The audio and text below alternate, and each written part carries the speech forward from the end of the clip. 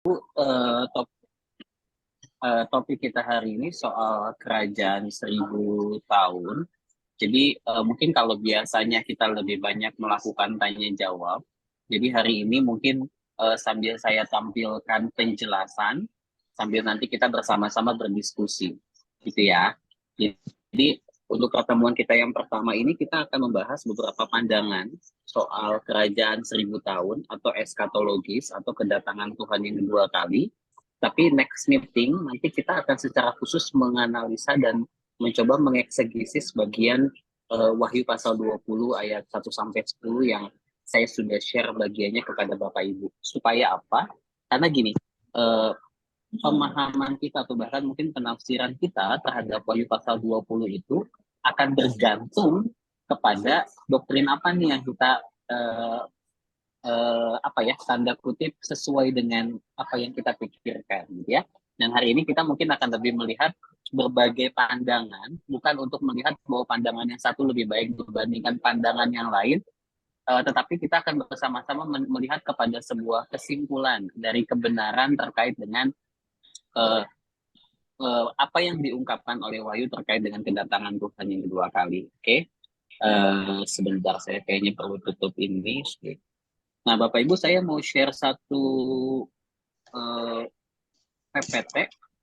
Jadi ini PowerPoint ini adalah PowerPoint yang digunakan kalau Bapak Ibu tahu Sekolah Tinggi Teologi Amanat Agung di Emmaus Center itu pernah membahas soal eskatologis. Jadi pernah membahas soal kerajaan 1000 tahun. Waktu itu memang yang bawain Pak Hendro. Ya, mungkin beberapa kita yang pernah berkunjung ke STM Amanat Agung pernah mendengar beliau. Jadi saya akan ajak kita bersama-sama memperhatikan lewat hal ini. Sudah terlihat share screen-nya? Sudah. Sudah ya. Ini pembacaan kita Bapak Ibu malam hari ini dari Wahyu pasal 20 ayat 1 sampai dengan ayatnya yang ke-10. Oke. Saya bacakan ya buat kita semua sekalian, mungkin Bapak Ibu boleh perhatikan di Alkitabnya Bapak Ibu masing-masing. Lalu aku melihat seorang malaikat turun dari surga memegang anak kunci jurang maut dan suatu rantai besar di tangannya. Ia menangkap naga, si ular tua itu, yaitu iblis dan Satan, dan ia mengikatnya 1000 tahun lamanya. Lalu melemparkannya ke dalam jurang maut dan menutup jurang maut itu dan memateraikannya di atasnya, supaya ia jangan lagi menyesatkan bangsa-bangsa sebelum berakhir masa 1000 tahun itu. Kemudian daripada itu, ia akan dilepaskan untuk sedikit waktu lamanya. Lalu aku melihat tahta-tahta dan orang-orang yang duduk di atasnya. Kepada mereka diserahkan kuasa untuk menghakimi. Aku juga melihat jiwa-jiwa mereka yang telah dipenggal kepalanya karena kesaksian tentang Yesus dan karena firman Allah. Yang tidak menyembah binatang itu dan patungnya, dan yang tidak juga menerima tandanya pada dahi dan tangan mereka. Dan mereka hidup kembali dan memerintah sebagai raja bersama-sama dengan Kristus untuk masa 1000 tahun. Tetapi orang-orang mati yang lain tidak bangkit sebelum berakhir masa yang 1000 tahun itu. Inilah kebangkitan pertama. Berbahagialah dan kuduslah ia yang mendapat bagian dalam kebangkitan pertama itu. Kematian yang kedua tidak berkuasa lagi atas mereka, tetapi mereka akan menjadi imam-imam Allah dan Kristus, dan mereka akan memerintah sebagai raja bersama-sama dengan dia 1000 tahun lamanya. Dan setelah 1000 tahun itu berakhir, iblis akan dilepaskan dari penjaranya, dan ia akan pergi menyesatkan bangsa-bangsa pada keempat penjuru bumi, yaitu Gog dan Magog, dan mengumpulkan mereka untuk berperang, dan jumlah mereka sama dengan banyaknya pasir di laut. Maka naiklah mereka ke seluruh dataran bumi, lalu mengepung perkemahan tentara orang-orang kudus dan kota-kota yang dikasihi itu, tetapi dari langit turunlah api menghanguskan mereka. Dan iblis menyesatkan mereka, dilemparkan ke dalam lautan api dan belerang, yaitu tempat binatang dan nabi palsu itu. Dan mereka disiksa siang malam sampai selama-lamanya. Oke, Bapak Ibu, saya percaya waktu kita baca bagian ini, mungkin banyak di antara kita bingung ya. Waduh, ini lagi ngomongin apa? Sementara kita juga mungkin punya banyak pertanyaan ya. Kira-kira nanti kalau kedatangan Tuhan yang kedua kali akan seperti apa? Mungkin banyak di antara kita pertanyaannya bahkan bisa jadi melebar lebih luas daripada itu. Tentang kapan sih sebetulnya kedatangan Tuhan yang kedua itu akan terjadi? Itu yang pertama. Lalu yang kedua, apakah itu adalah sesuatu yang sifatnya terjadi seketika. Jadi waktu Tuhan Yesus datang kedua kali, atau istilah lainnya kita sebut sebagai hari kiamat, segala sesuatunya kemudian menjadi berakhir. Atau justru tidak seperti itu. Atau justru ketika Tuhan datang ke sini akan ada masa-masa tertentu atau waktu tertentu di mana Tuhan itu akan memerintah. Sampai akhirnya kemudian kita akan bersama-sama ada yang dibangkitkan atau di antara kita akan naik ke surga. Oke, sekarang saya mau tanya dulu nih, sebelum kita bahas lebih jauh ya, kalau apa kesan-kesan atau mungkin pendapat Bapak Ibu ketika membaca bagian ini? Silahkan, ada yang mau komentar? Apa yang kebayang waktu baca Wahyu pasal 20 ayat 1 sampai dengan ayatnya yang ke-10? Silahkan.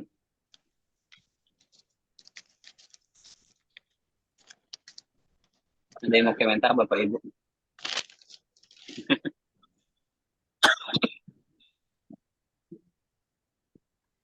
Ya, siapa? Pak Luki mau, Pak Luki, silahkan Pak Luki. Jadi kalau baca ini ya, pesannya itu nanti Tuhan Yesus datang, kan? Nah, di sini bagi orang yang percaya itu akan menjadi imam-imam Allah dan sebagai raja bersama dia selama 1000 tahun. Oke. Ayat yang ke-6. Nah, itu. Nanti setelah 1000 tahun baru iblis dilepaskan lagi dari penjaranya. Itu misalnya bangsa-bangsa begitu. Oke. Bukan orang pilih mungkin ya. Nah, kalau yang 1000 tahunnya itu kalau menurut Pak Luki apa? Literal bakal ada 1000 tahun terjadi itu nanti atau 1000 tahunnya sekarang kalau menurut Pak Luki? Kalau baca dari sini 1000 tahunnya belum, karena Tuhan Yesus belum datang. Oke. Oh, jadi ketika Tuhan Yesus datang baru nanti akan ada kerajaan 1000 tahun gitu ya? Iya. Berarti kita udah nggak ada dong? Nah, kan dibangkitkan ini, kan ada bangkit pertama, kalau nggak salah. Oh, ada kebangkitan orang-orang mati. Oke, itu di ayat berapa? Ayat 5 ya? Orang mati. Orang mati yang lain yang tidak bangkit sebelum berakhir masa yang 1000 tahun itu, inilah kebangkitan pertama gitu ya? Iya. Oke, jadi kalau baca dari sini saya menangkapnya bahwa Pak Luki mencoba untuk menginterpretasikan ini secara literal gitu ya. Ini kira-kira kejadiannya kayak begini nih step by step-nya. Oke, baik. Yang lain, ada yang punya pendapat yang lain Bapak Ibu ketika baca bagian ini? Kalau menurut saya masa ini itu masa seperti upah bagi orang-orang percaya yang yang setia sampai akhir gitu. Dalam masa penyiksaan itu mereka mati dan dengan tetap percaya Tuhan. Jadi mereka dibangkitkan dan masa itu mereka mendapatkan upahnya kayak gitu. Oke, berarti ini adalah masa di mana orang-orang yang setia itu akhirnya kemudian mereka akan mendapatkan upahnya ya Bu. Oke, kalau dari perspektifnya Bu Evi mungkin jauh melihat bagian ini jauh lebih kayak ada optimisme gitu ya. Bahwa nanti nih yang setia-setia akan merasakan berkat dari Tuhan karena kesetiaannya mereka gitu ya. Betul ya? Ya, dari penderitaan yang sementara mendapatkan pengharapan yang selamanya. Oke, baik. Yang lain ada Bapak Ibu yang mau berkomentar karena bagian ini saya percaya ini bisa ditafsirkan banyak hal dan bisa berbeda-beda ketika orang membacanya ya. Ada lagi yang mau komentar? Saya boleh kasih komentar? Boleh. Boleh dong Pak, boleh.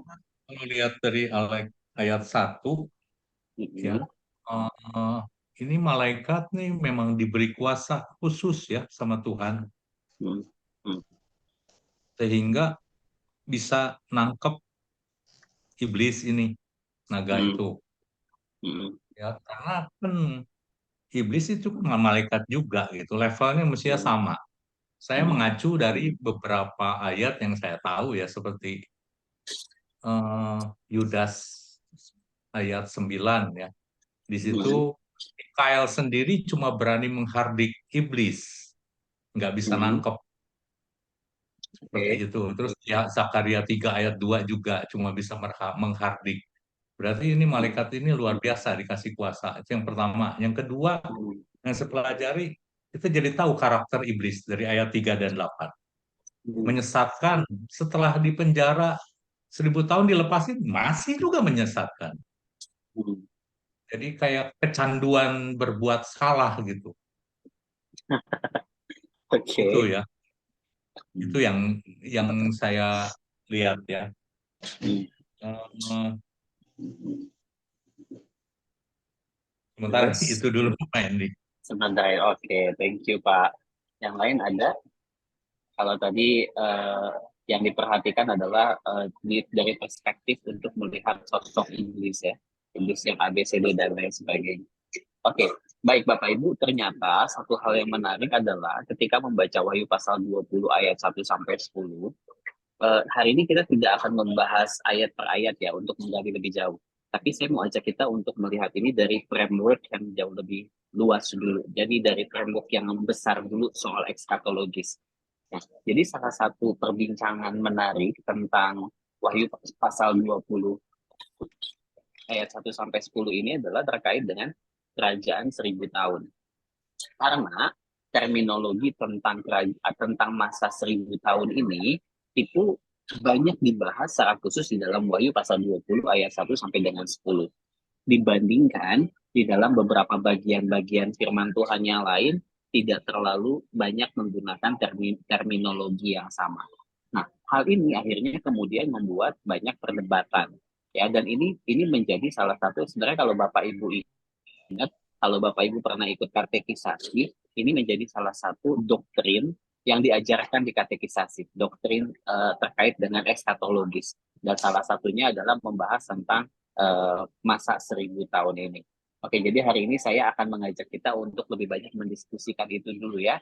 Nanti di next meeting, pertemuan berikutnya kita akan mencoba menggali bagian demi bagian. Kalau tadi Pak Biantoro bilang Pak Luki juga meng-highlight ayat 6, terus di-highlight ayat 1 gitu ya, tentang malaikat. Nanti kita akan bersama-sama mencari tahu terkait dengan hal itu.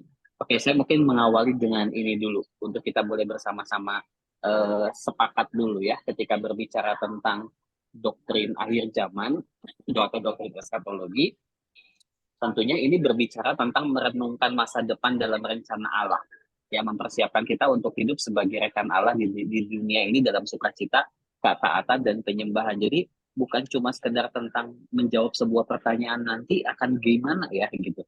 Karena ketika fokus kita kepada pertanyaan nanti akan gimana, kita melupakan hal yang jauh lebih penting tentang bagaimana kita menjalankan hidup kita saat ini. Merenungkan masa depan baik di dalam rencana Tuhan. Tapi yang paling penting adalah bagaimana kita mempersiapkan hidup kita sebagai rekan Allah di dunia yang sekarang. Itu yang pertama. Nah, yang menarik adalah ada satu orang yang bilang kayak gini nih, bahwa nubuatan di dalam Alkitab itu justru tidak memberikan kita, bukan berbicara tentang kalender, bukan berbicara tentang tanggal, bukan berbicara tentang kapan gitu ya. Tetapi justru seharusnya itu kan semakin mengasah karakter kita, membuat kita menjadi semakin bertumbuh di dalam Tuhan. Nah, seringkali yang menjadi persoalan adalah ketika membahas doktrin eskatologis, akhirnya banyak orang jatuh di dalam perdebatannya justru menyatakan tentang apa yang akan terjadi dan berbicara tentang kapan itu akan terjadi, dan lupa bahwa yang paling penting adalah bagaimana kita mempersiapkan diri untuk menyambut kedatangan Tuhan yang kedua. Oke. Nah, ini menjadi salah satu yang di-highlight di dalam PA kita malam hari ini ya. Di dalam PA kita malam hari ini soal kerajaan 1000 tahun, seperti ketikan yang saya kirim ke Pak Luki. Nah, secara khusus di dalam Wahyu pasal 20 ayat 1 sampai dengan 10 ini membahas tentang hal ini. Nah, ini penggunaan istilahnya mungkin saya pikir kita nggak terlalu nggak terlalu dipusingin ya. Nah, terkait dengan kerajaan 1000 tahun itu ada 3 pandangan besar yang dipahami, bukan cuma sekedar dipahami, tetapi bahkan mungkin dipercaya oleh orang-orang Kristen. Jadi berbicara tentang doktrin ini nih, pemahamannya bisa beda-beda tergantung dari perspektif yang mereka miliki itu apa. Ya, yang pertama, ada orang yang memegang pandangan post millennialism. Nah, kalau pos itu kan berarti setelah ya. Kalau Bapak Ibu tahu istilah pre, pos, pre itu berarti sebelum, pos itu berarti setelahnya. Jadi orang-orang ini menganggap bahwa ketika kerajaan 1000 tahun itu terjadi di dunia ini, Kristus baru akan datang kedua kali. Jadi pertanyaannya kan gini, kapan sih Kristus akan datang kedua kali? Orang-orang yang menganut paham postmillennialism, mereka menganggap bahwa Kristus itu akan datang kedua kali setelah kerajaan 1000 tahun. Walaupun nggak eksplisit secara persis 1000 tahun itu beneran 1000 tahun atau enggak. Ya, literal bener-bener dihitung 1000 tahun atau enggak. Ya, tidak selalu harus seperti itu. Kemudian ada satu pandangan yang lain namanya premillennialism. Nah, kalau premillennialism ini justru menganggap Yesus itu akan datang sebelum kerajaan 1000 tahun. Artinya apa? Artinya nanti saat kedatangan Kristus kedua kali, dunia ini nggak akan langsung berakhir. Karena dunia ini akan masuk ke dalam satu era yang disebut sebagai kerajaan 1000 tahun. Dan di dalam kerajaan 1000 tahun ini kemudian Kristus akan memerintah. Jadi kalau seandainya menurut premillennialism, kalau seandainya kita hidup pada saat Kristus datang untuk kedua kali, maka kita akan merasakan pemerintahan Kristus sepanjang 1000 tahun. Walaupun mungkin kita tidak harus selalu hidup sepanjang 1000 tahun gitu ya. Baru at the end terakhir nanti semua yang mati akan dibangkitkan. Makanya ada beberapa istilah di dalam Wahyu pasal 20 itu disebutkan ada kebangkitan pertama dan lain sebagainya. Nah, pandangan yang ketiga menganggapnya begini. Oh, kerajaan 1000 tahun itu nggak bisa dipahami secara literal. Nggak bisa dihitung beneran 1000 tahun. Kerajaan 1000 tahun itu sifatnya spiritual. Jadi ketika berbicara tentang kerajaan 1000 tahun, itu berbicara tentang pemerintahan Kristus. Jadi bahkan dari kebangkitan Kristus sampai dengan kedatangannya yang kedua kali, itu bisa disebut sebagai kerajaan 1000 tahun. Atau saat di mana Kristus memerintah di hati kita, memimpin kehidupan kita ketika Yesus bangkit dan naik ke surga, di mana dosa sudah dipatahkan dan dosa sudah dikalahkan. Jadi menurut orang-orang yang amillennialism, menurut mereka Yesus itu akan datang kedua kali, dan ketika Yesus datang kedua kali, ya dunia ini akan berakhir. Dan kita akan masuk di dalam satu era yang disebut sebagai kekekalan. Nggak ada lagi tuh masa di mana Yesus memimpin dulu 1000 tahun, nanti akan ada orang yang bertobat, akan ada orang yang berbalik kepada Tuhan, tapi sisi yang lain nanti iblis akan menyerang, tapi walaupun begitu nanti mereka akan kembali dikalahkan. Enggak, amillennialism berarti memang saat Kristus datang ya segala sesuatunya berakhir dan 1000 tahun itu tidak dipahami secara literal. Oke, kita diskusi dulu ya. Kalau Bapak Ibu nih lihat sekilas aja dari 3 pandangan yang ini, Bapak Ibu setuju pandangan yang mana? Yang kedua. Yang kedua, kenapa Bu? Yang kedua kan berarti kita ini kan menunggu Tuhan Yesus datang, nanti baru terjadi 1000 tahun itu. Kerajaan 1000 tahun. Memerintah di dunia ya. Baru nanti ada langit baru dan bumi yang baru ya. Iya. Kenapa Bu memilih itu? Karena kalau baca ayatnya mengertinya ya seperti itu gitu. Jadi sama. Seolah-olah seperti itu ya. Ini ketika lalu saya baca, oh ya benar ya 56 itu berarti akhirani ini Yesus. Oke, baik. Karena bagi orang-orang yang amillennialism,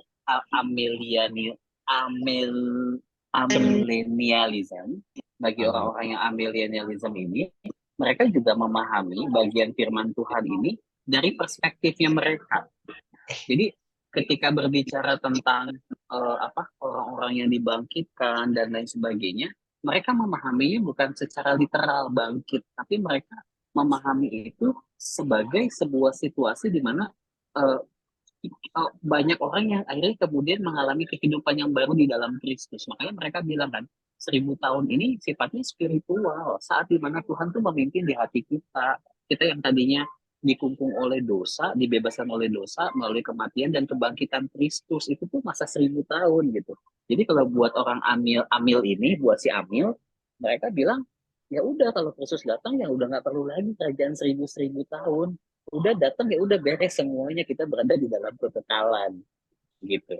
Dan mereka menafsirkannya dari perspektif mereka. Itu oke. Tadi Bu Widya mengungkapkan itu karena memang kalau ini berarti kan karena yang si premil ini kan berarti menerjemahkan secara literal ya. Bahkan beberapa orang premil bahkan mereka bilang beneran 1000 tahun gitu. Literally 1000 tahun. 1000 tahun itu dari Yesus datang beneran terjadi 1000 tahun dan baru kemudian segala sesuatunya menjadi berakhir. Oke, yang lain mungkin ada yang mau kasih pandangan. Nanti kita akan kupas ya. Kita akan dalemin apa sih pandangannya mereka. Ada yang mau komentar?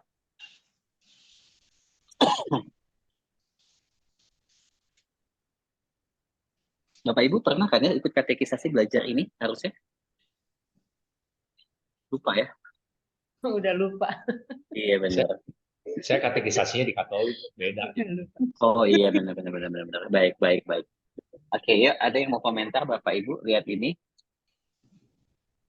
Kalau pandangan saya, maksudnya dulu ya, maksudnya umum gitu, umumnya ya kita tahu selama kita udah percaya, berarti Tuhan Yesus memimpin hati dan hidup kita.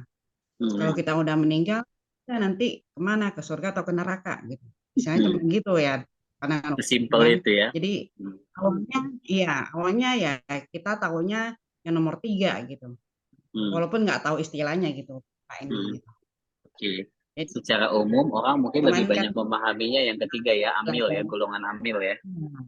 Ya awalnya sih setelah nggak begitu mendalami Alkitab gitu kan, pandangan secara umum aja seperti itu. Iya. Gitu. Oke. Tapi sekarang, Bu, kalau sekarang? Sekarang masih bingung. Masih bingung. Oke.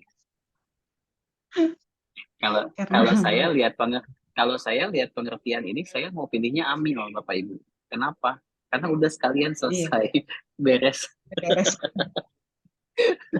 Soalnya kalau bukan apa-apa Pak Endi, udah 1000 tahun terus iblis dilepas lagi, terus harus menyesatkan buat apa gitu kan? Terus buat apa Tuhan datang 1000 tahun kalau masih iblis harus dilepas untuk menyesatkan kembali gitu? Oke. Dibolak gitulah, jadi masih bingung. Oke, gimana Pak Lutfi? Bu Evi. Jadi kita mah orang kudus, Bu. Memerintah sama udah nggak kena godaan lagi. Itu yang belum sadar, yang diajakin PA aja nggak mau. Berharapnya sih demikian Pak Luki. Bener sih ya. Soalnya kan dibilangnya cuma sementara ya, iblis berkuasa ya. Oke, kita lanjut dulu ya. Bapak Ibu, sebenarnya pembahasan ini mungkin nggak bisa cuma di satu pertemuan, tapi nggak apa-apa, paling nggak saya hari ini kasih garis besarnya, nanti kita renungkan sama-sama, nanti di next meeting kita lebih dalamin lagi ya. Oke, ini penjelasannya. Jadi untuk beberapa orang yang post-millennialism atau post-mil lah ya, kita gampang sebutnya, kayak mereka itu bilang bahwa kerajaan 1000 tahun itu sudah dimulai sejak kebangkitan Yesus. Rada mirip ya sama Amil ya. Tapi mereka tidak melihatnya dari sudut spiritual. Jadi mereka tetap melihatnya secara literal tentang bagaimana Kristus memerintah di dunia ini. Tapi yang memerintah bukan Kristus langsung. Jadi bedanya kalau bedanya dengan si premil, apa sih tadi kok saya jadi lupa. Nah, bedanya dibanding si premil, kalau premil ini Yesusnya yang memerintah, tapi kalau si postmil ini yang memerintah itu bukan Yesus, tapi yang memerintah itu adalah orang-orang yang hidupnya dekat dengan Kristus. Nah, makanya orang-orang postmil ini tuh lebih optimis. Mereka bilang begini, kan kita ingat di Alkitab ada bilang pergilah jadikan seluruh bangsa muridku gitu kan ya, pergilah sampai ke ujung dari mana, dari Yudea ke Yerusalem sampai ke ujung dunia. Mereka bilang, nanti nih pada saat kita mematikan kedatangan Tuhan, penginjilan itu akan disebar ke seluruh dunia. Jadi semua orang itu akan berbalik kepada Kristus. Jadi mereka lebih optimis. Mereka melihat justru makin nanti Yesus datang untuk kedua kali di masa-masa kerajaan 1000 tahun, dunia ini akan dipenuhi dengan hal-hal yang baik. Kenapa? Karena saat itu banyak orang yang hidupnya dimenangkan bagi Tuhan. Oke, Bapak Ibu baca ini, kayaknya kita pengen pindah ke Posmil ya. Ada yang mau pindah ke Posmil? Dia bilang kayak gitu. Kenapa? Karena mengacu kepada bagian firman Tuhan yang sudah sama-sama kita baca tadi. Dia bilang bagaimana iblis itu akan diikat. Bagaimana orang-orang kudus itu akan mengalami kemenangan. Nah, tapi dia bilang akan terjadi yang namanya pergumulan. Tapi tenang, dia bilang. Itu waktunya cuma sebentar. Ini kayak Pak Luki bilang tadi, tenang. Kita itu sudah dimenangkan oleh Tuhan. Jadi meskipun godaan iblisnya gede, nggak akan kepengaruh. Nah, kata orang-orang si Posmil. Gitu Bapak Ibu.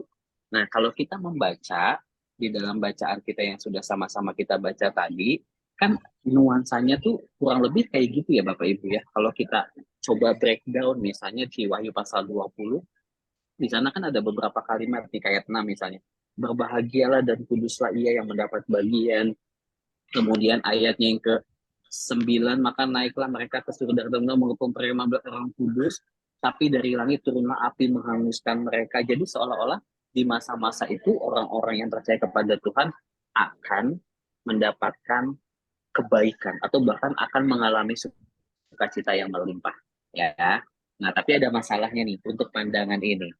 Ada masalahnya untuk pandangan ini. Kita coba lihat ya masalahnya. Yang pertama, kerajaan 1000 tahun terlepas dari persis atau enggaknya, ini tuh cuma dicatat di Wahyu pasal 20 ayat 1 sampai 6. Nah, masalahnya ketika di-compare dengan bagian-bagian lain itu tidak secara eksplisit membahas tentang hal ini. Jadi kayak ada kemungkinan benarkah ini adalah sesuatu yang memang secara literal akan terjadi sepanjang 1000 tahun. Itu pertanyaan besarnya tuh, ya. Nah, kemudian ada yang menyoroti begini. Posmil dan premil itu kurang memperhatikan natur dari kerajaan Allah secara spiritual gitu. Karena sisi kita menyadari bahwa ketika berbicara tentang relasi kita dengan Tuhan, Kristus memerintah di dalam hidup kita, itu kan sebenarnya berbicara tentang sisi spiritual di dalam kehidupan kita sebagai anak-anak Tuhan. Nah, yang paling disorotin yang nomor 3 tuh Bapak Ibu. Hari ini Posmil tidak sangat populer. Kenapa? Karena realitanya dunia justru tidak mendukung optimisme Posmil. Kenapa? Karena justru makin lama di dunia ini makin banyak kemerosotan moral. Secara teori kan Posmil bilang di kerajaan 1000 tahun tuh kalau secara grafik ya, secara grafik tuh harusnya meningkat gitu, naik, makin bagus gitu. Tapi kenyataannya enggak. Bahkan kalau kita memperhatikan banyak orang-orang di Eropa, di Barat justru meninggalkan Tuhan kan. Banyak gereja-gereja yang tutup dan lain sebagainya gitu. Kayak ketika berbicara tentang penginjilan ke seluruh dunia itu nggak terjadi. Apakah seperti apa kok grafiknya nggak naik gitu, tapi grafiknya turun. Apakah grafiknya akan naik lagi? Itu menjadi sebuah pertanyaan yang besar. Jadi berlawanan dengan optimisme Posmil, justru Alkitab sendiri menunjukkan bahwa kondisi manusia dan bahkan gereja akan semakin bobrok. Ya, jadi di beberapa bagian misalnya contohnya ketika Yesus memberikan perumpamaan tentang ilalang dan gandum, Bapak Ibu. Nah, itu kan ditunjukkan bahwa ya memang sampai pada akhirnya, kalau Bapak Ibu ingat ya perumpamaan ilalang dan gandum ya, sampai pada masa penuaian, ilalang itu tetap ada nggak? Ada kan? Ada kan? Terus Tuhan bilang apa? Nanti akan akan ketahuan kok mana yang ilalang, mana yang gandum. Yang ilalang ya dibakar. Kan Tuhan bilang, Yesus bilang gitu di dalam perumpamaannya tentang ilalang dan gandum. Nah, jadi pandangan ini, saya tidak mengatakan bahwa pandangan ini salah ya. Karena gini, ketika seseorang menganut pandangan ini, dia pasti punya latar belakang kenapa dia memilih pandangan ini. Gitu. Karena keoptimisan yang ada bisa jadi membuat seseorang bertambah-tambah bersemangat nih ketika dia mengikuti Tuhan. Tapi kita tidak boleh mengindahkan ternyata ada masalah nih di bagian ini yang mungkin membuat kita perlu berhati-hati. Karena ketika kita terlalu positif, tanda kutip ya, melihat segala sesuatu dari perspektif positif, akhirnya kita menjadi lengah dan kita lupa bahwa ada banyak hal yang sebetulnya tidak sepositif yang kita pikirkan atau bahkan sepositif yang kita yakini gitu. Ketika kita merasa meyakini tenang di dalam Tuhan tuh pasti segala sesuatunya aman, padahal kan belum tentu kayak begitu gitu. Nah ini pandangannya si Posmin. Oke, ada yang mau komentar sampai sini Bapak Ibu?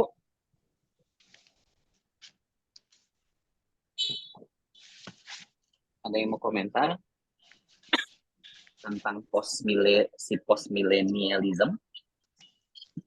Jadi ada yang setuju? Dari Boleh saya, Pak? Boleh Pak? Enggak, dari saya nggak ada. Oh nggak ada. Karena saya bukan penganut postmillennialism. Oh iya, oke. Justru karena bukan penganut harusnya ada Pak.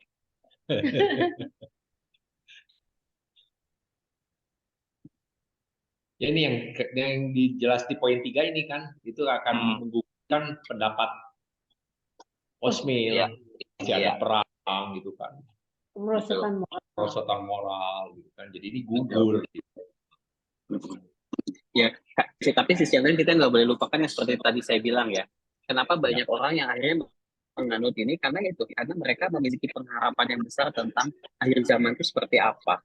Karena kan di bayangan mereka akhir zaman itu adalah kemenangan Kristus gitu loh. Harusnya ya kalau secara logik kan memang sangat progres, harusnya semakin meningkat di mana manusia ini menjadi semakin lebih baik gitu. Oke ya, kita lanjut dulu ya Bapak Ibu ya. Ini jadi kayak kuliah nih ya. Tapi nggak apa-apa lah ya, kita belajar sama-sama. Nanti minggu depan 2 minggu lagi kita kupas tuntas. Tapi minggu depan 17 Agustus ada PA nggak? Ada kali. Ada ya, tetap Minggu ya. depan nggak ada, Pak. Nah, kan nggak ada. Ada pengen PA kayaknya Bu Gia. Oke. Hah, kenapa pengen PA?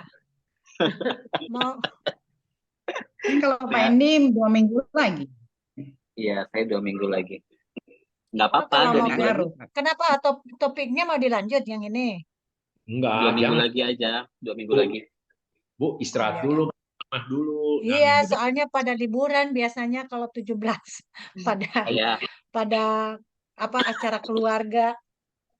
setuju. Jadi nanti ketemu sama saya 2 minggu lagi aja ya, Bu Gia ya, atau 3 minggu berarti. 2 minggu aja, 2 minggu. 2 minggu ya, oke, biar masih nempel ya. Oke, yang kedua soal premil nih Bapak Ibu. Kalau tadi pos kan sesudah ya, sekarang si premil itu sebelum. Ini sebenarnya kalau membahas premil ini kita akan menangkap kesan yang menyenangkan. Kenapa? Karena berarti kalau misalnya kita masih hidup nih saat Tuhan Yesus datang, kita punya kesempatan menikmati kepemimpinan Tuhan. Tapi saya nggak tahu, saya nggak bisa bayangin ya. Nanti bentuknya akan seperti apa? Apakah kepemimpinan Tuhan itu secara regional tertentu atau seluruh dunia atau kayak gimana gitu ya? Nggak dijelasin nih sama si Premil. Oke. Masalahnya ketika berbicara masalah premil itu ada beberapa pandangan. Pandangan yang pertama itu adalah historic premillennialism sama dispensasional. Ya, oke, historic itu kita tahu lah, istilah historic itu berarti dari istilah sejarah. Ini beberapa tokoh-tokohnya nih, tokoh-tokohnya si historik ya. Mereka tuh percaya bahwa kita tahu kitab Daniel juga berisi banyak nubuatan, kitab Wahyu. Mereka percaya bahwa kitab Daniel dan kitab Wahyu itu memberikan petunjuk perjalanan sejarah gereja. Jadi mereka justru melihat kepada sejarah. Dan ketika mereka melihat kepada sejarah, mereka melihat bahwa perjalanan ini akan berpuncak pada suatu periode terjadi yang namanya kesusahan besar. Atau istilah lainnya itu tribulation itu. Terjadi kesusahan besar, dan bukan hanya kesusahan besar, tapi juga akan terjadi kedatangan Yesus yang kedua kali. Ya. Nah, si orang-orang ini, Bapak Ibu, yang mengaku percaya kepada memahami historik ini, premil ini, mereka bilang bahwa waktu Tuhan kembali ini setelah masa-masa ketika Tuhan kembali di masa-masa kesusahan itu, Tuhan akan mendirikan kerajaan 1000 tahun. Dan kalau di pos itu yang memerintah sebelum Tuhan datang itu adalah orang-orang saleh atau orang-orang yang hidupnya dekat sama Tuhan, kalau kali ini Tuhan sendiri yang akan memerintah. Bersama dengan siapa? Akan memerintah bersama dengan orang-orang yang percaya kepadanya. Nah, di masa-masa 1000 tahun inilah iblis akan dilemparkan ke dalam jurang maut. Artinya apa? Artinya berarti selama masa-masa ini kehidupan kita akan dipenuhi dengan damai karena Tuhan sendiri yang langsung memimpin. Si iblisnya dilemparkan ke jurang maut. Tapi kita nggak boleh lupa ya kalau kita baca di dalam Wahyu pasal 20. Jadi orang-orang Premil ini sepertinya menerjemahkan Wahyu 20 ini jauh lebih literal. Karena di akhir kerajaan 1000 tahun ini, maka di akhir kerajaan sebelum nanti Kristus akan membangkitkan orang-orang dari kematian, iblis akan dilepaskan dan saat itu akan terjadi kekacauan lah istilahnya ya, akan terjadi perang antara iblis dengan Tuhan.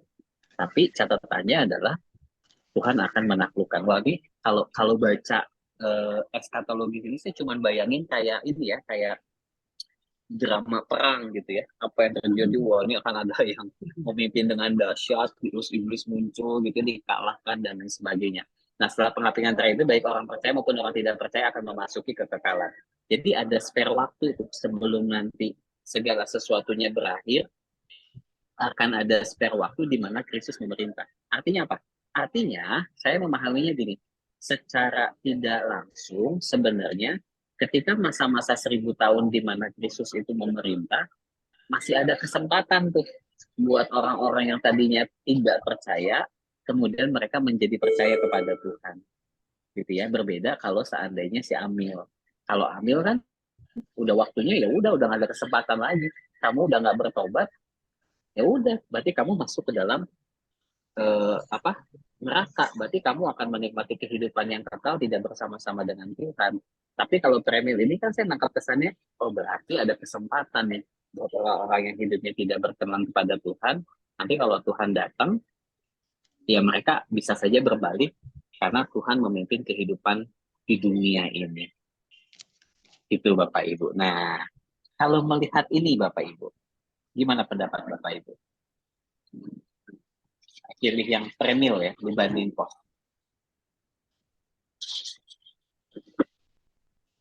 Gimana Bapak Ibu kalau lihat ini? Lebih setuju yang Premil. Lebih setuju yang Premil ya Bu Widya ya. Tetap ya. Tapi berharapnya tetap kita masih hidup saat Tuhan datang atau nggak usah? Kalau kita mati, kita juga dibangkitkan juga kan? Oh iya, benar. Nanti tetap ngerasain 1000 tahun ya Bu ya? Iya. Oke, baik. Jadi Itu nanti penghakimannya itu apakah kita termasuk ada penghakiman lagi atau enggak ngerti itu. penghakiman di dalam konteks yang hidupnya di dalam Tuhan ya udah akan menikmati kehidupan kekal bersama dengan Tuhan. Pasti Tapi orang yang ya kan kita tahu tuh di Wahyu ada istilah buku kehidupan. Gitu ya. Jadi ketika proses itu ya akhirnya akan disaring tuh yang mana masuk surga, yang mana yang nggak masuk surga itu. Bukan. Nah, ini kadang yang mungkin menjadi ini ya, menjadi bias tuh ketika kita mungkin masih dipengaruhi atau bahkan mungkin kita bukan masih dipengaruhi atau kita dipengaruhi oleh pandangan bahwa ketika kita mau masuk surga itu kita harus melewati proses penyiksaan.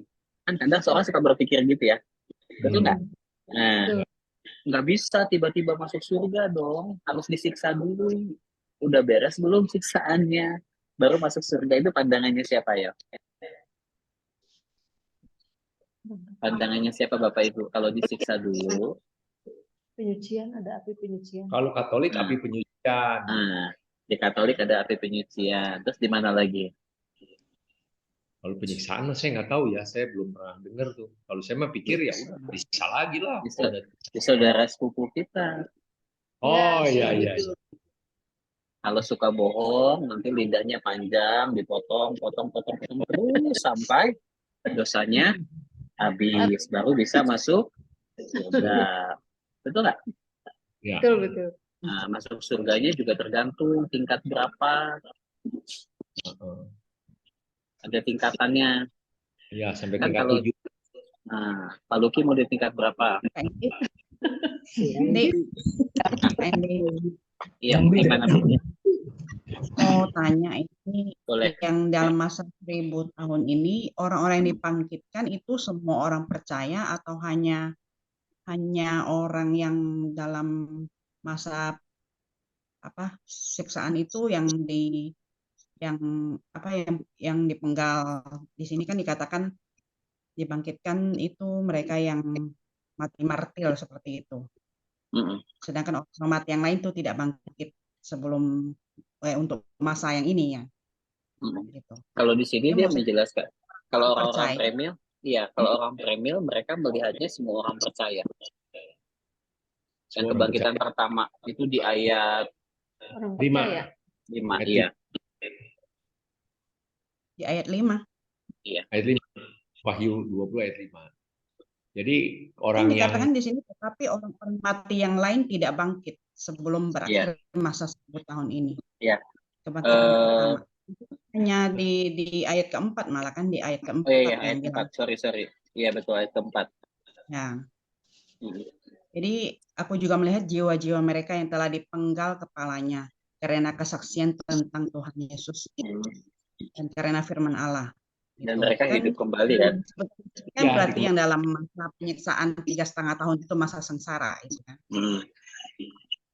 Nah, Betul. Jadi kalau di konteks ini yang si premier ini yang bangkit adalah orang-orang percaya, orang-orang yang disebut di bagian ini disebut sebagai ini nih. Nah, orang-orang yang akan memerintah. Orang-orang yang akan memerintah. Betul nggak? Orang-orang yang akan memerintah bersama-sama dengan Tuhan. Demikian banyaknya dong. Kalau begitu kan Iya. banyak banget gitu. Misalnya dari zaman dulu sampai sekarang, sampai yang akan 1000 tahun yang akan datang dong. Iya, Iya dong. kalau dipahami Semuanya kalau dipahami secara literal ya gitu. Banyak, Bu. Tapi yang udah nggak percaya nggak akan dibangkitkan dulu. Iya, yang tidak percaya tidak dibangkitkan. Yang nggak percaya udah mati aja dulu. Nanti dibangkitkannya Sudah, baru itu sih nggak usah dihitung lagi. Betul. Betul sekali. Cuma kalau saya baca dari sini itu kayaknya hanya orang-orang yang benar-benar mati martir seperti itu. Betul. Kalau yang kayak ya kita memang mati percaya terus sakit itu pandangan saya itu belum gitu. Oh, belum. Iya. Oke. Tapi kan kata-kata ini juga, Pak. Ada kata-kata juga yang tidak menyembah binatang dan patungnya dan tidak menerima tanda. Berarti kan ada orang lain juga. Intinya ya kan di masa Tuhan itu kan saat masa sengsara waktu mereka disuruh mendirikan binatang kedua itu Menyembah yang pasu. Ya, tidak menyembah.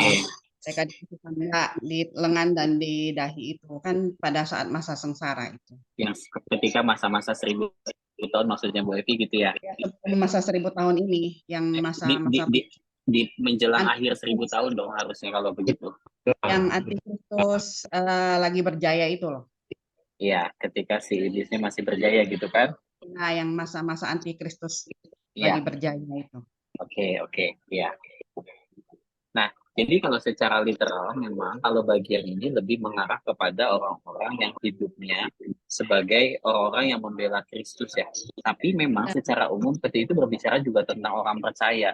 Orang percaya yang akan dibangkitkan bersama-sama dengan Kristus dan memerintah pada waktu itu. Ini kalau menurut si Premil ya, dari sudut pandangnya Premil memandangnya seperti itu. Karena kan memahaminya secara literal dari bagian ini. Ya, secara historik. Jadi mereka melihat, bahkan mereka bilang nih di bagian ini dibilang bahwa bagi mereka kitab Daniel dan kitab Wahyu itu memberikan petunjuk perjalanan sejarah gereja. Bahkan kalau misalnya mengacu kepada beberapa hal yang diangkat oleh Premil ya Bapak Ibu, mereka melihat bahwa kebangkitan itu tuh terjadi bahkan dari masa-masa dari awal tuh kejadian, kemudian peristiwa yang terjadi dari zaman dulu itu sebenarnya terjadi yang namanya kebangkitan tentang bagaimana ketika Kristus sampai berlangsung 1500 tahun, misalnya kebangkitan yang kelima sejak keluaran hingga kematian Kristus, kemudian ada lagi masa-masa grace ketika Yesus mati di atas kayu salib. Nah, ini masuk ke dalam bagian-bagian dari orang-orang yang hidupnya percaya kepada Tuhan yang nanti akan memerintah bersama-sama dengan Tuhan. Kayak gitu. Tapi nggak apa-apa, nanti kita akan gali lebih jauh di 2 minggu lagi ya, untuk Ya. kita ngecek kata per katanya seperti apa. Oke, kita lihat dulu pandangan secara umum. Kita coba lihat ya, masalahnya premil itu apa sih? Nah, masalah premil ini terkait dengan pembacaan Alkitab secara historical, gramatikal, dan literal. Jadi kan tidak serta-merta ketika kita memahami bagian itu, kita hanya memahaminya secara literal gitu. Bahkan kita perlu menggali lebih jauh kan. Nah, itu kan persoalan besarnya. Kemudian kalau dikaitin sama posmil, sama-sama tuh kurang memperhatikan natur kerajaan. Nah, kemudian sama seperti posmil, kerajaan 1000 tahun itu hanya dicatat di Wahyu aja. Jadi tidak konsisten dengan catatan tentang kerajaan Mesias di bagian Alkitab lainnya. Nah, secara khusus untuk yang si dispensasional premil ini berbicara tentang 2 rencana keselamatan. Yang pertama untuk orang Israel dan untuk orang untuk gereja. Padahal kan sebenarnya secara rencana keselamatan itu bukan 2 rencana keselamatan yang berbeda, harusnya itu hanya 1 rencana keselamatan. Tapi untuk yang si premil dispensasionalis itu mereka justru membagi menjadi 2. Yang pertama akan ada keselamatan untuk gereja, yang kedua ada keselamatan untuk orang Israel, karena mereka adalah orang yang disebut sebagai umat Allah, gitu ya.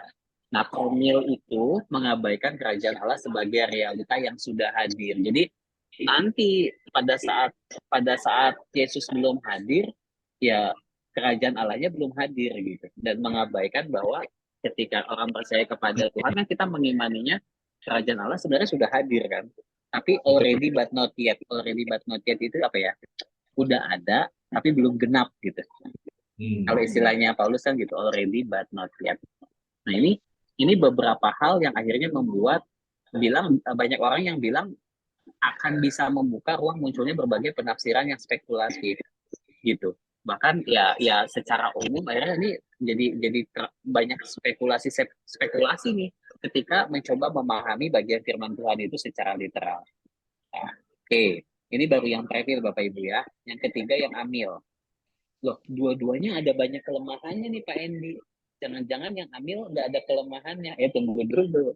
Belum tentu, kita coba lihat. Karena yang pandangan amil pun bisa ada kelemahannya. Kita coba lihat dulu ya. Nih, yang amil tuh paling gampang memahaminya. Makanya saya paling senang sama amil. Simple. Nggak usah pusing mikirinnya ya.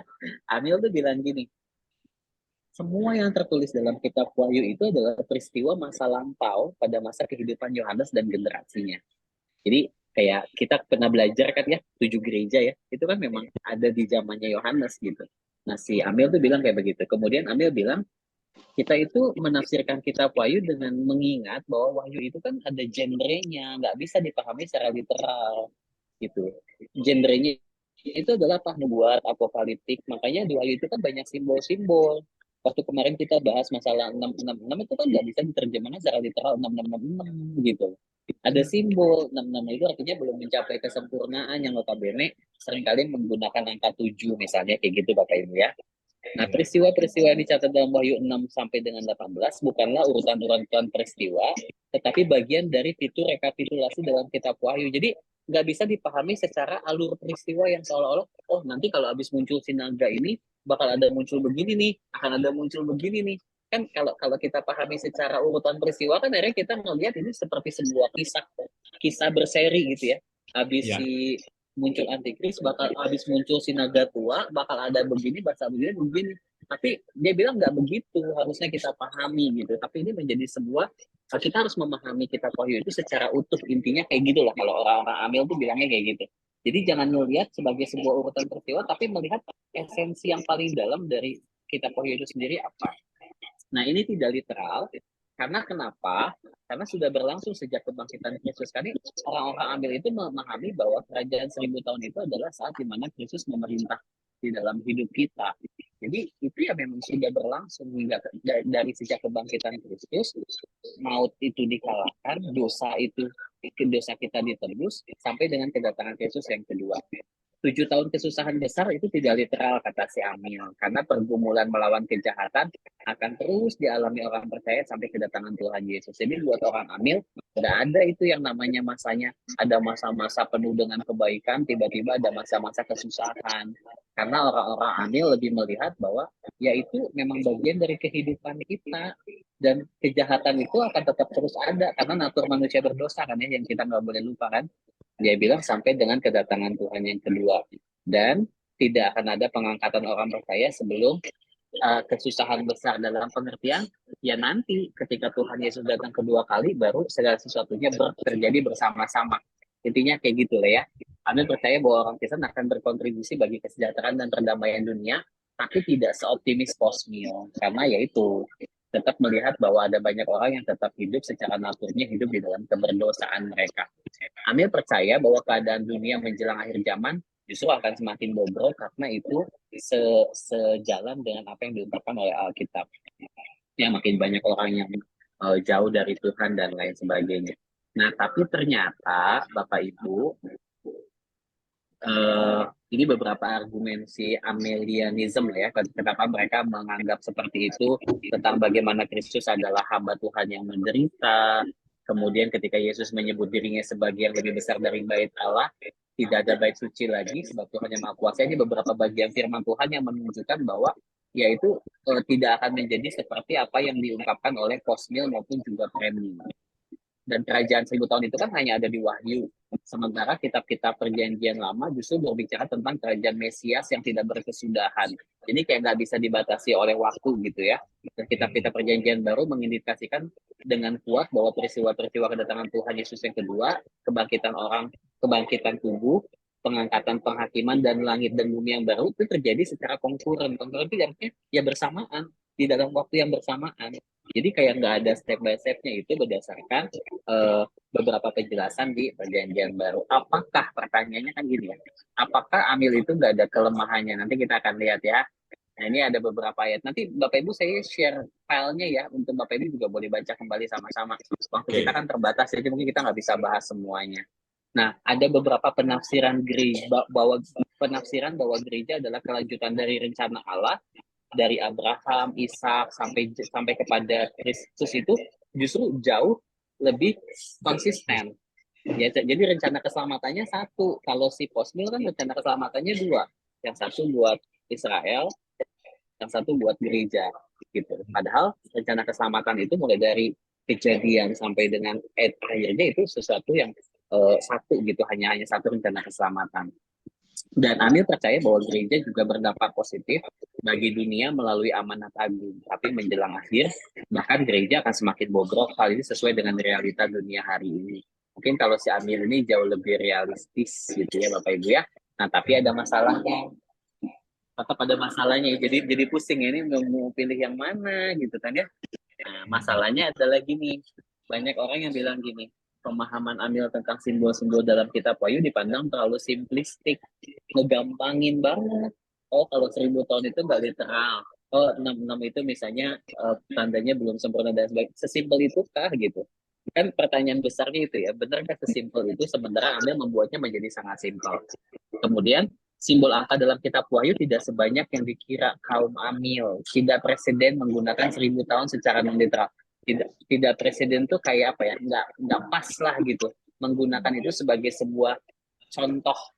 Penggunaan 1000 tahun secara non literal itu tuh nggak pas kalau menurut beberapa orang yang kemudian melihat ini sebagai sebuah masalah. Kan bisa aja dong itu dipahami secara literal walaupun tidak persis harus 1000 tahun. Masalahnya di mana, kan gitu pertanyaan besarnya kan. Nah, kemudian di dalam Wahyu 20 kata 1000 tahun itu dipakai bersama, pemakaiannya itu bersama dengan sedikit waktu lamanya. Jadi kan sebenarnya ini berbicara tentang waktu dong harusnya. Karena kan ada penggunaan yang sama, nah, katanya gitu.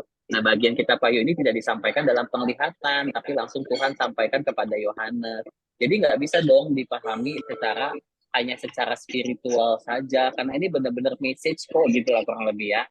Nah, ini kan ada beberapa pandangan tentang bahasa-bahasa simbolik yang bisa jadi yaitu mengungkapkan tentang keabsurdan gitu ya, atau bahkan mungkin clarity gitu ya, ketika dijelaskan tentang penggunaan simbol-simbol di dalam kitab Wahyu.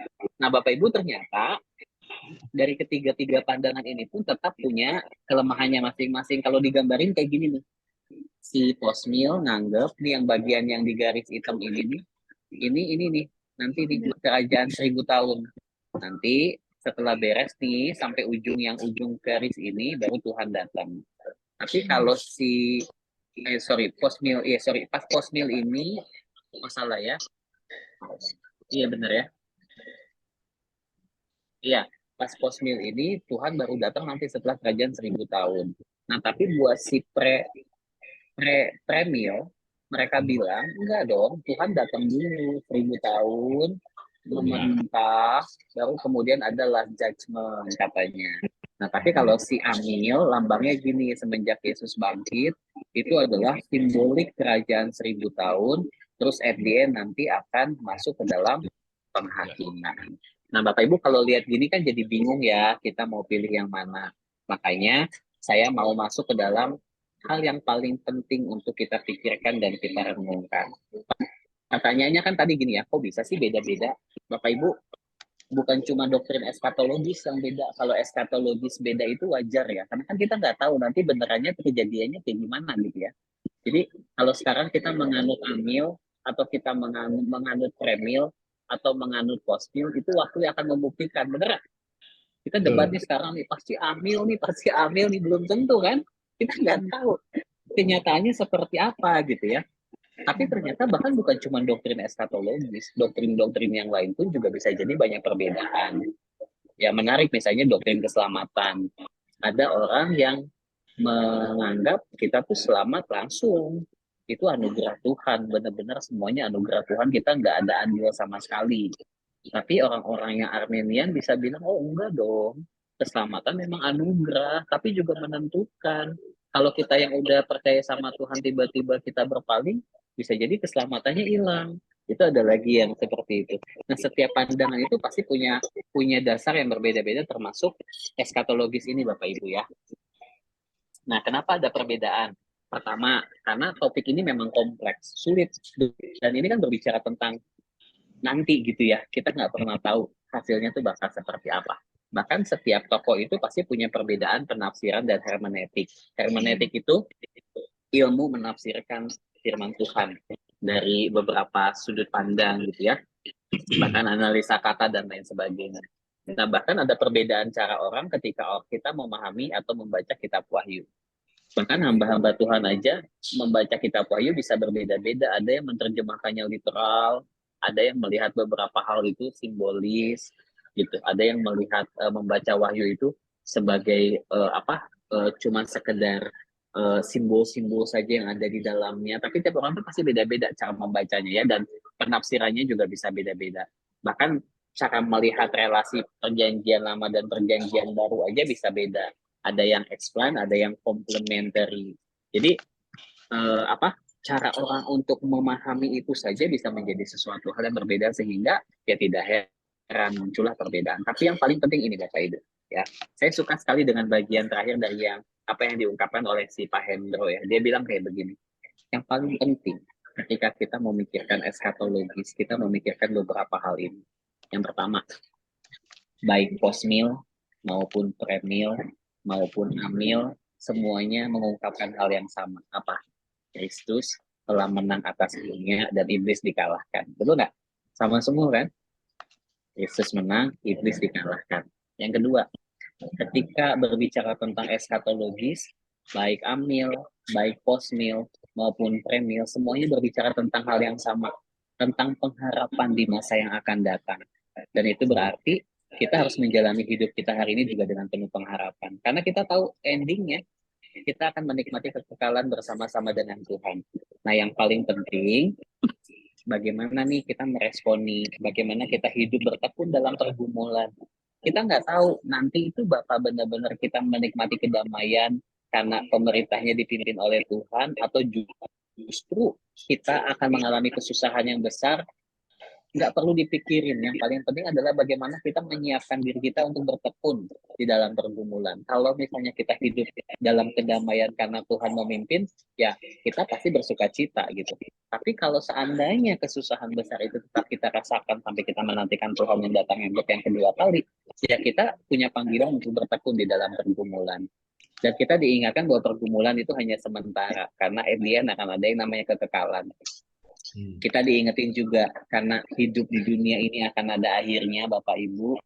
Jangan terikat pada dunia yang sementara, tapi mengarahkan diri kita kepada Allah. Dan berbagai tantangan yang terjadi termasuk kemerosotan dunia adalah konfirmasi terhadap kebenaran kitab suci, karena memang itu yang disampaikan.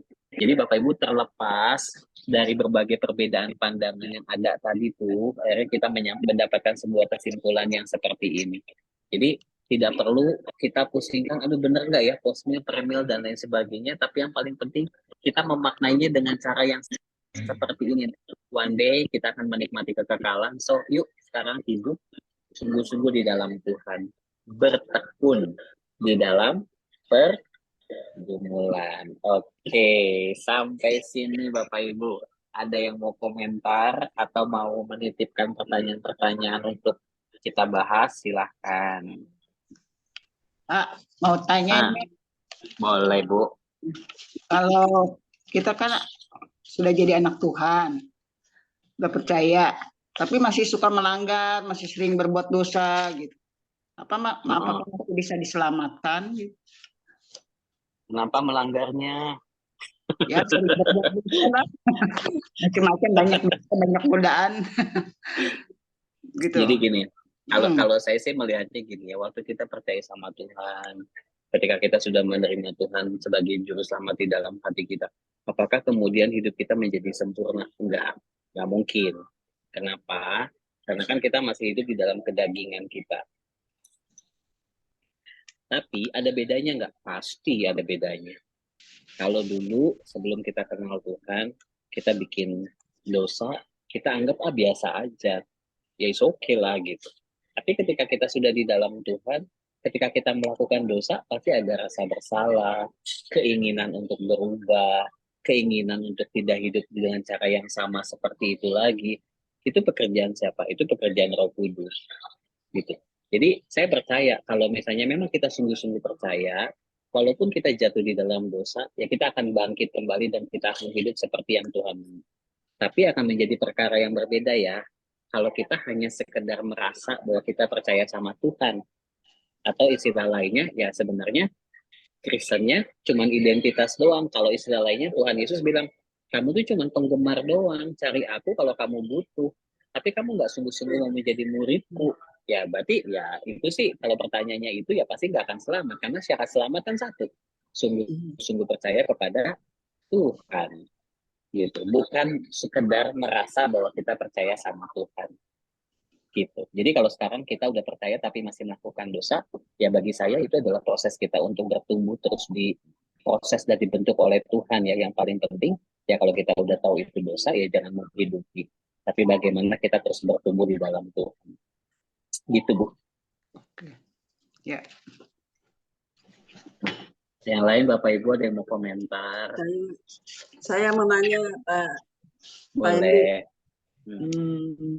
Kenapa kitab Wahyu sering dipakai bahan penginjilan sekelompok orang Yehova? Terus apa perbedaannya pengajaran Yehova? Oh, perbedaan pengajaran saksi Yehova sama kita ya? Ya, saksi Yehova. Banyak Bu perbedaan. Ada yang pernah diinjili sama saksi Yehova nggak?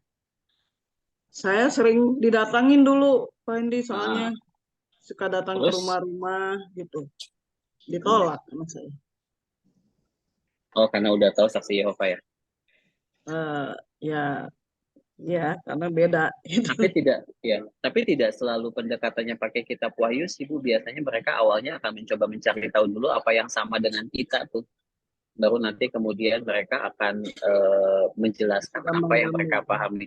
Kan kalau dari kata yang digunakan aja udah jelas, mereka itu adalah saksi Yehova. Yehova itu siapa? Yehova itu Allah gitu kan. Kalau betul nggak? Yehova itu Allah. Berarti mereka saksinya Allah. Jadi mereka lebih melihat Yesus itu bukan sebagai Tuhan. Nah, sampai poin itu pasti berbeda tuh ketika kita berbicara tentang Kristus sama mereka. Gitu. Dan kalau terus lebih jauh ya pasti akan ada banyak perbedaan doktrin.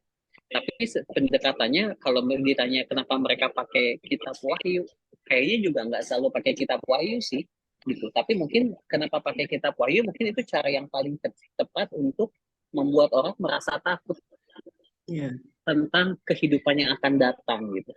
Makanya kemudian mereka menawarkan, ayo ikut kami aja, karena kami punya solusinya. Makanya kalau kita tahu ya, kita lihat di pinggir-pinggir jalan, saya pernah lihat tuh, bahkan di sampingnya Botani, mereka buka stand gitu tuh. Buka Ya, apa betul. sih? Kayak, betul ya Pak, di stasiun gitu kan ya. Betul. Mereka punya buklet-buklet tuh. Buklet-bukletnya tuh isinya kesannya sangat-sangat positif. Ya kan? Ya, Buklet-buklet yang mereka itu tuh kayak bener-bener kayak sesuatu yang sifatnya positif gitu. Iya, sangat-sangat positif, ngajak orang untuk melihatnya value-nya bagus nih. Padahal ternyata nggak seperti ini gitu. Ya. Oke, ngasih buku-bukunya, gambar-gambarnya tentang akhir zaman, tentang ini apa? Iya, ngambil dari kitab Wahyu gitu. Jadi secara umum saksi Yehova itu berbeda dengan orang Kristen itu, mereka mempercayai ajaran Alkitab itu bahwa satu-satunya Yehova itu adalah Allah.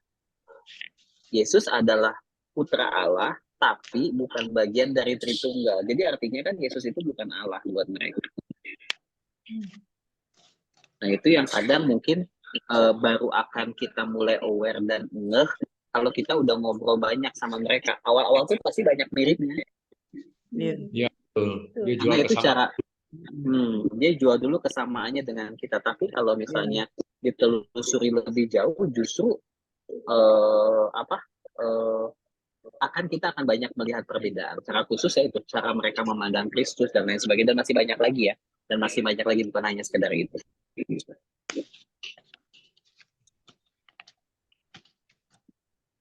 Ada lagi Bapak Ibu yang mau komentar?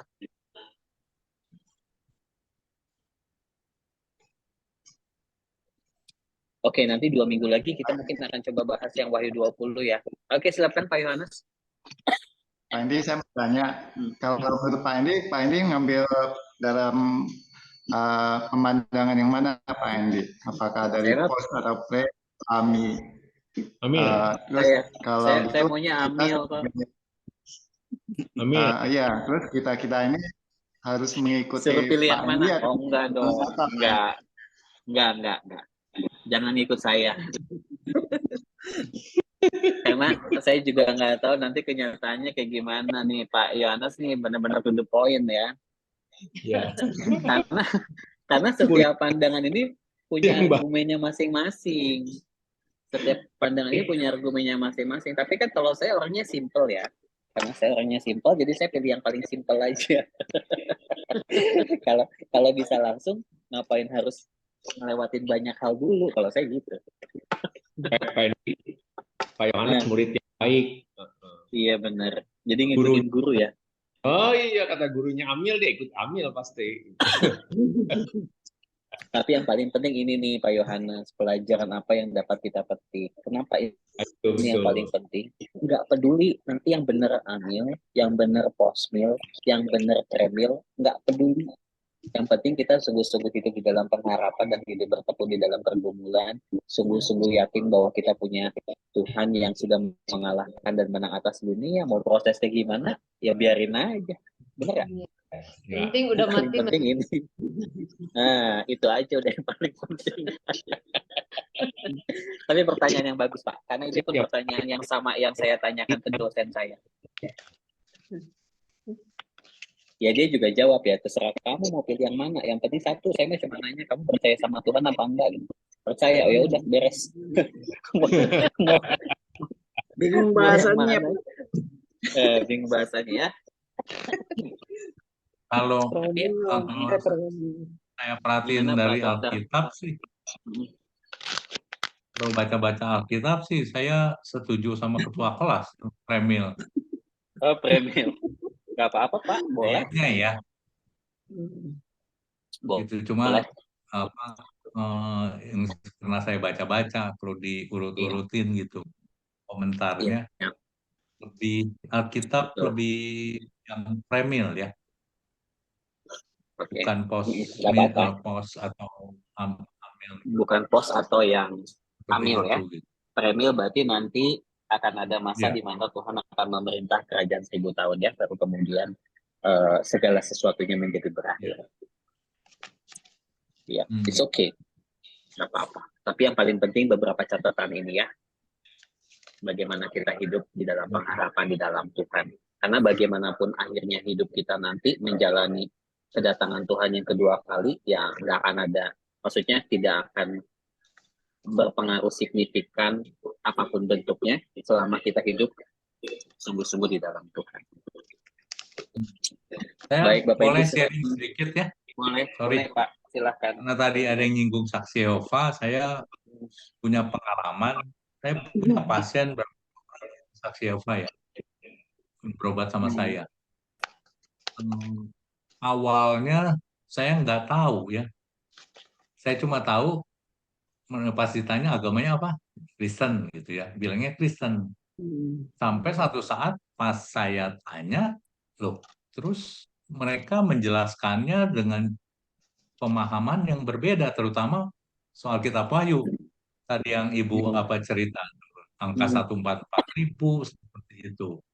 Awalnya saya sebenarnya tergerak untuk mendoakan satu ibu-ibu karena nasibnya yang ya kalau bilang sih menyedihkan ya.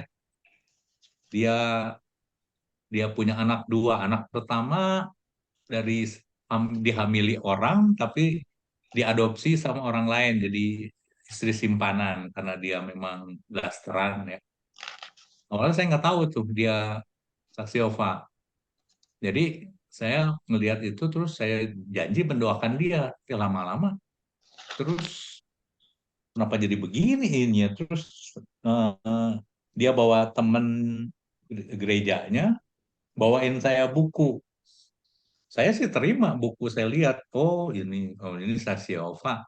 Saya sih biasa, maksudnya cuma saya menghindari berdebat karena saya tahu nggak akan menang sama mereka. Mereka pintar sekali berdebat ya. Karena saya kenyang dulu dikuliahin sama saya punya engku. Engku itu saudara dari mama. Engku saya sekarang ini kayak jadi majelisnya itu gereja Saksi Yehova yang di Sempur itu. Dan saya sama kakak saya nggak pernah berani berdebat sama dia. Karena mereka luar biasa pemahamannya, tapi dengan persepsi yang berbeda ya. Jadi ngapain saya debat kusir, saya pikir seperti itu. Itu yang saya bisa sharing. Jadi kita jangan berdebat lah sama mereka. Nggak tahu karena kalau dasarnya aja udah beda Pak. iya gitu. Jadi lama-lama jadi kayak debat kusir ya karena beda ya pemahamannya aneh lah gitu.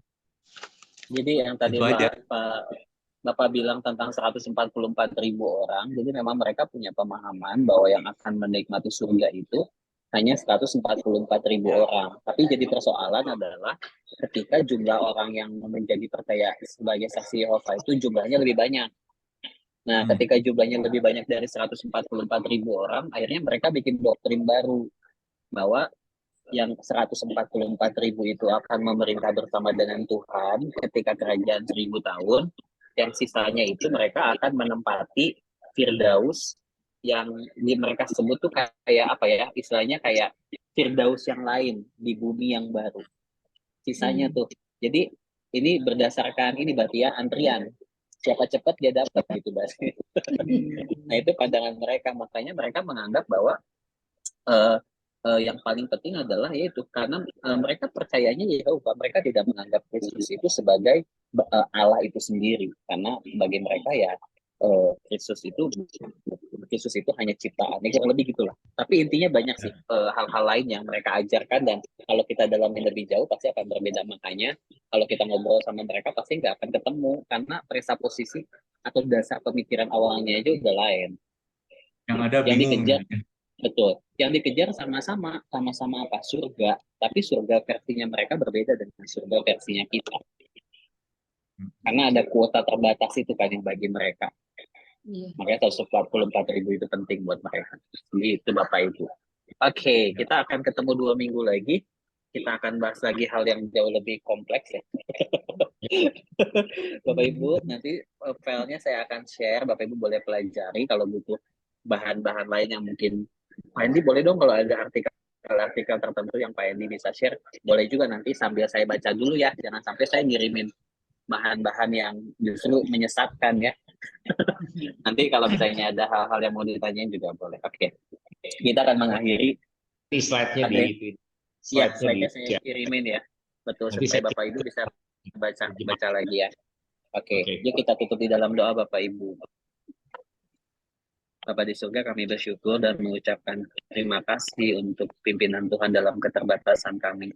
Kami tahu ini sesuatu hal yang sulit kami pahami, tetapi biarlah yang paling penting kami diingatkan tentang sebuah pengharapan yang besar, bahwa pada akhirnya Tuhan akan datang kedua kali dan kami boleh menikmati kehidupan yang kekal bersama-sama dengan Tuhan.